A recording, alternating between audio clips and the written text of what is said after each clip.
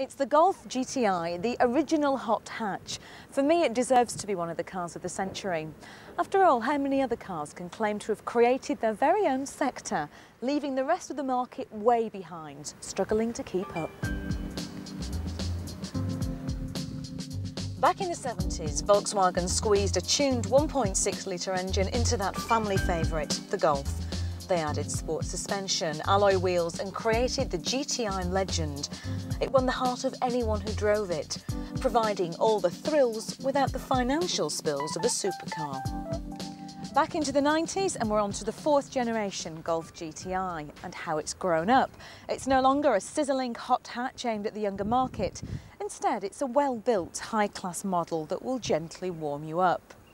And because this top spec 1.8-litre turbo costs 17 grand, it's mainly going to be well-heeled 30-somethings who can afford to drive them these days.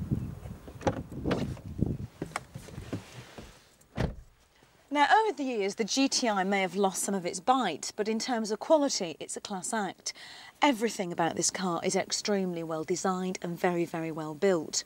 In this top-of-the-range model, you get luxury leather Recaro seats, the obligatory air conditioning, electric everything, and one of the best satellite navigation systems I've ever used. Plus, there's enough room for 4 adults to travel in comfort.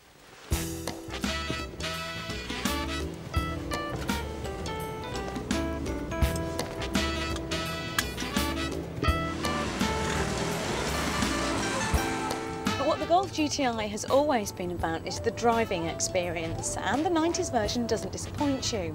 Okay, it isn't quite as tight and responsive as it used to be back in the 70s, but it still handles absolutely terrifically. Everything about it feels very, very slick, and the engine responds incredibly well, letting you get all that power down without giving you any nasty surprises. And all that is complemented by a superb gearbox that feels extremely slick and is very direct. With 150 brake horsepower pumping through the engine, 0 to 60 comes up in 8.5 seconds, and the top speed is around 134 miles per hour. But if you are on the market, do make sure that you go for the turbo version. The 125 brake GTi would struggle to pull the top off a rice pudding. Like the drivers who fell in love with it back in the 70s, the Golf GTi has certainly grown up. And whilst it's still in fairly good shape, it's just getting a little bit flabby around the middle. But while we're being middle-aged, let me remind you that its quality and reliability are second to none. And although it may not make you smile quite so much as it did a few decades ago, the Golf GTi certainly deserves a place in the heart of any motoring fan.